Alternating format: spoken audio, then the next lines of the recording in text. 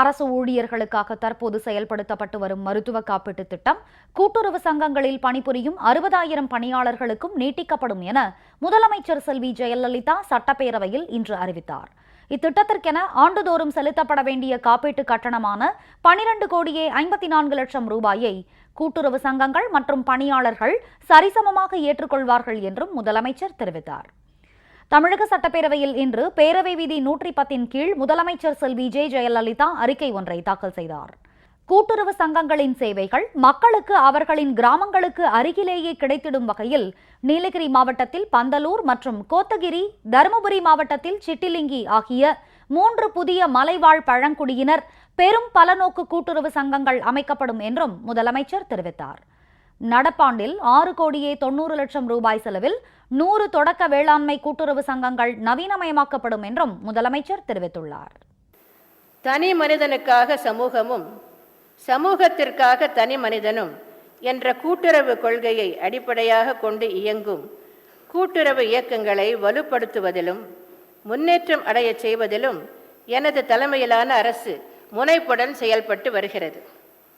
மக்கள் நலத்திட்டங்களை செவ்வனே செயல்படுத்தி வரும் கூட்டுறவு இயக்கங்களை மேலும் மேம்படுத்தும் வகையில் கீழ்காணும் அறிவிப்புகளை இந்த மாமன்றத்தில் அறிவிப்பதில் நான் பெருமகிழ்ச்சி அடைகிறேன். 1. பொதுமக்கள் மற்றும் விவசாயிகளின் நலன்களுக்காக பணியாற்றும் தொடக்க வேளாண்மை கூட்டுறவு கடன் சங்கங்கள், நுகர்வோர் கூட்டுறவு பண்டகசாலைகள் மற்றும் கூட்டுறவு வேளாண் விற்பனை சங்கங்கள் ஆகியவை கூட்டுறவு சங்கங்களின் பதிவாளரின் கட்டுப்பாட்டின் கீழ் செயல்பட்டு வருகின்றன. இந்த சங்கங்களில் பணியாற்றும் சுமார் 60,000 பணியாளர்கள் தங்களுக்கு இதுநாள் வரை மருத்துவ காப்பீட்டு திட்டம், அதாவது ஹெல்த் இன்சூரன்ஸ் ஸ்கீம் ஏதும் செயல்படுத்தப்படவில்லை எனவும், அரசு பணியாளர்களுக்கு வழங்கப்பட்டு வரும் மருத்துவ காப்பீட்டு திட்டம் போன்ற ஒன்றினை தங்களுக்கும் அளிக்க வேண்டும் எனவும் கோரிக்கை வைத்துள்ளனர். இவர்களின் கோரிக்கையினை ஏற்று அரசு ஊழியர்களுக்காக தற்போது செயல்படுத்தப்பட்டு வரும் மருத்துவ காப்பீட்டு திட்டம் கூட்டுறவு சங்கங்களில் பணிபுரியும் 60,000 பணியாளர்களுக்கும் நீட்டிக்கப்படும் என்பதை பெருமகிழ்ச்சியுடன் தெரிவித்துக் கொள்கிறேன்.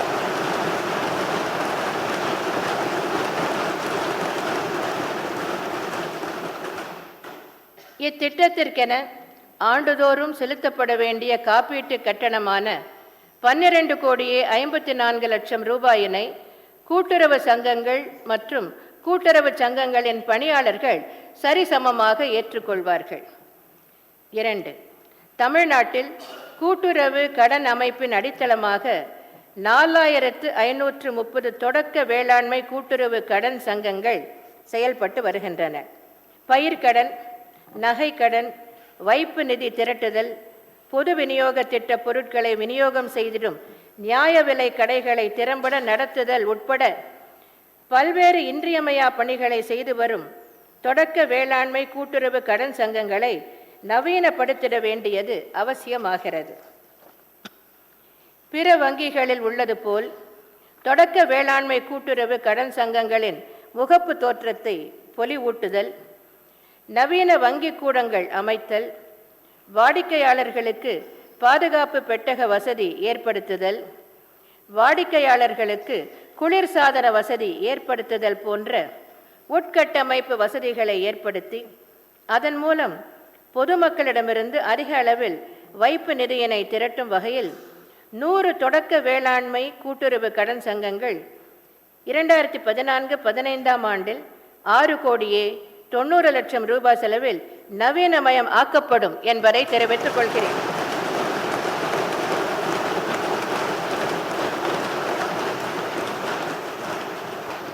மூன்று, தமிழ்நாட்டில் 23 மாவட்ட மத்திய கூட்டுறவு வங்கிகள் 783 கிளைகளுடன் குறுகிய கால கூட்டுறவு கடன் அமைப்பின் முக்கிய அங்கமாக செயல்பட்டு வருகின்றன.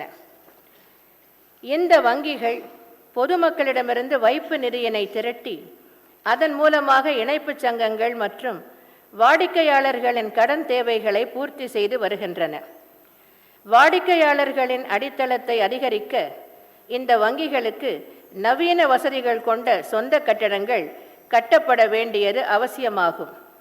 பாதுகாப்பு பெட்டக வசதி, பாதுகாப்பு கதவுகளுடன் கூடிய பாதுகாப்பறை, நவீன வங்கி கூடங்கள், சிறந்த உட்கட்டமைப்பு வசதி, பொலிவுடன் கூடிய வெளிப்புற தோற்றம், குளிர்சாதன வசதி, இருக்கை வசதி ஆகியவற்றை உள்ளடக்கிய சொந்த கட்டிடங்கள் ஏற்கனவே 14 மத்திய கூட்டுறவு வங்கிகளின் 25 கிளைகளுக்கு 6,25,00,000 ரூபாய் செலவில் கட்டப்பட்டு அவற்றிற்கு பொதுமக்கள் மற்றும் வாடிக்கையாளர்களிடையே நல்ல வரவேற்பு கிடைத்துள்ளது.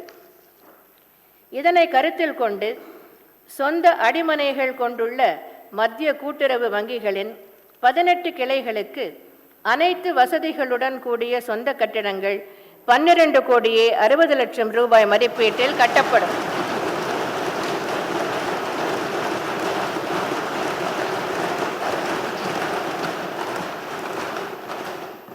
நான்கு, தமிழ்நாட்டில் கூட்டுறவு கடன் அமைப்பில் தமிழ்நாடு மாநில தலைமை கூட்டுறவு வங்கி 46 கிளைகளுடனும் 23 மத்திய கூட்டுறவு வங்கிகள் 783 கிளைகளுடனும் மற்றும் 120 நகர கூட்டுறவு வங்கிகள் 183 கிளைகளுடனும் பொதுமக்களுக்கு பல்வேறு வங்கி சேவைகளை வழங்கி வருகின்றன.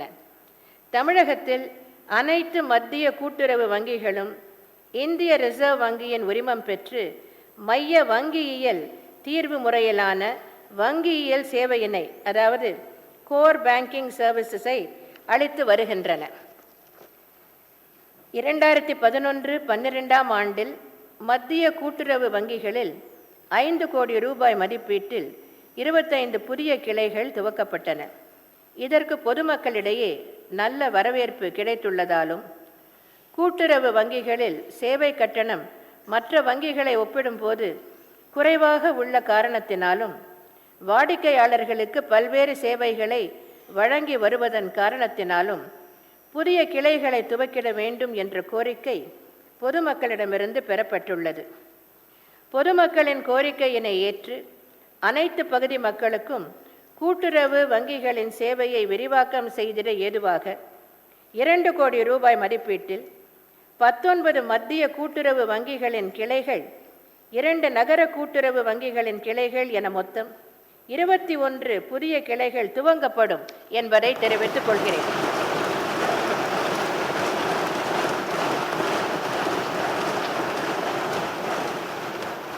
ஐந்து, தமிழ்நாடு மாநில தலைமை கூட்டுறவு வங்கி தற்போது முழுவதுமாக கணினிமயம் ஆக்கப்பட்டு பல்வேறு சேவைகளை வாடிக்கையாளர்களுக்கு வழங்கி வருகிறது.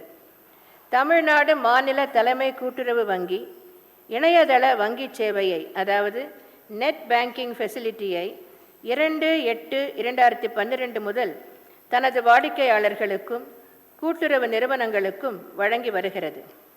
இதன் தொடர்ச்சியாக இணையதள வங்கி சேவையினை பெற்று வரும் வாடிக்கையாளர்களுக்கு இணையதளம் மூலம் சென்னை மாநகராட்சி, ஆயுள் காப்பீட்டுக் கழகம் போன்ற 300க்கும் மேற்பட்ட நிறுவனங்களுக்கு பணம் செலுத்தும் வசதியினை 23/1/2013 முதல் தமிழ்நாடு மாநில தலைமை கூட்டுறவு வங்கி அறிமுகப்படுத்தியுள்ளது. மேலும் இணையதள வங்கி சேவையினை பயன்படுத்தி வாடிக்கையாளர்கள் தாங்களாகவே வைப்பு கணக்கினை துவக்கும் வசதியினையும், அதாவது ஆன்லைன் டெபாசிட் ஓப்பனிங் ஃபெசிலிட்டியையும் அளித்து வருகிறது. வணிக வங்கிகளுக்கு இணையாக தமிழ்நாடு மாநில தலைமை கூட்டுறவு வங்கியால் அளிக்கப்படும் இவ்வகையான சேவைகளால் வங்கி வாடிக்கையாளர்கள் பெருமளவில் பயனடைந்து வருகின்றனர். இதனைத் தொடர்ந்து வாடிக்கையாளர்கள் தங்கள் கைபேசி மூலமாக வங்கி பணிகளை சிரமமின்றி மேற்கொள்ள ஏதுவாக 1 கோடி ரூபாய் செலவில் கைபேசி வங்கியியல் சேவை, அதாவது மொபைல் பேங்கிங் ஃபெசிலிட்டி தமிழ்நாடு மாநில தலைமை கூட்டுறவு வங்கியில் அறிமுகப்படுத்தப்படும் என்பதை தெரிவித்துக் கொள்கிறேன்.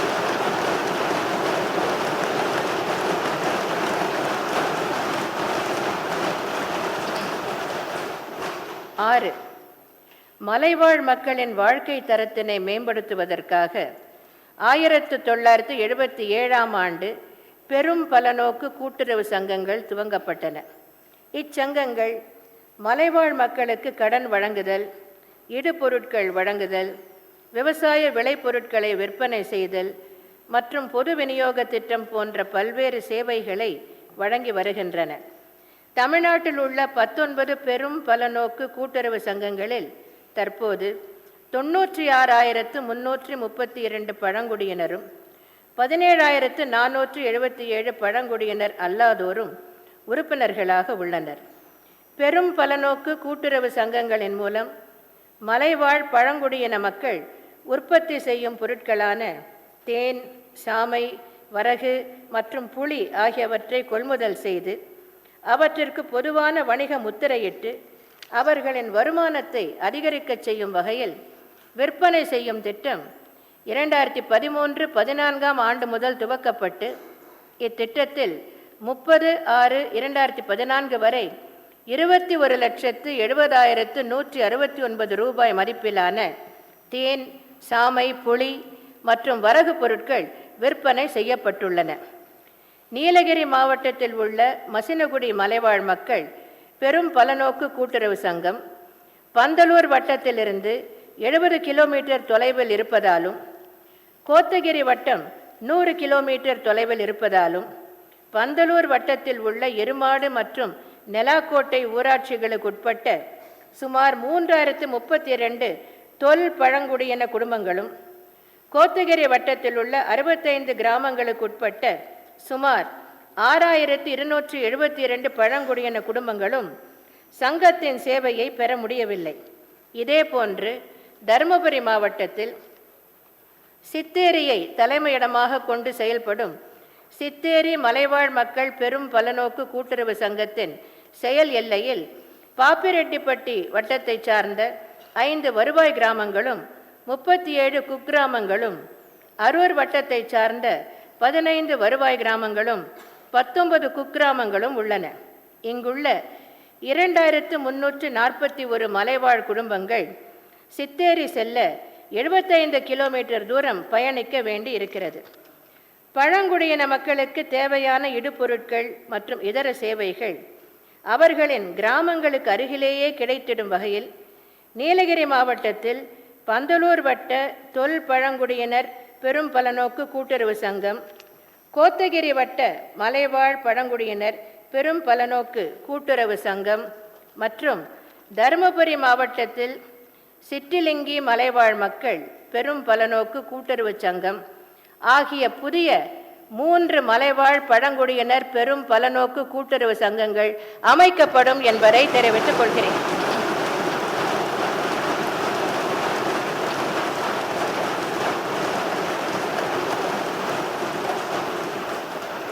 எனது தலைமையிலான அரசின் மேற்காணும் நடவடிக்கைகள் கூட்டுறவு அமைப்புகளின் சேவைகள் எளிதில் மக்களுக்கு கிடைக்கவும், கூட்டுறவு பணியாளர்களின் வாழ்வு மேம்பாடடையவும் வழிவகுக்கும் என்பதை தெரிவித்துக் கொள்கிறேன்.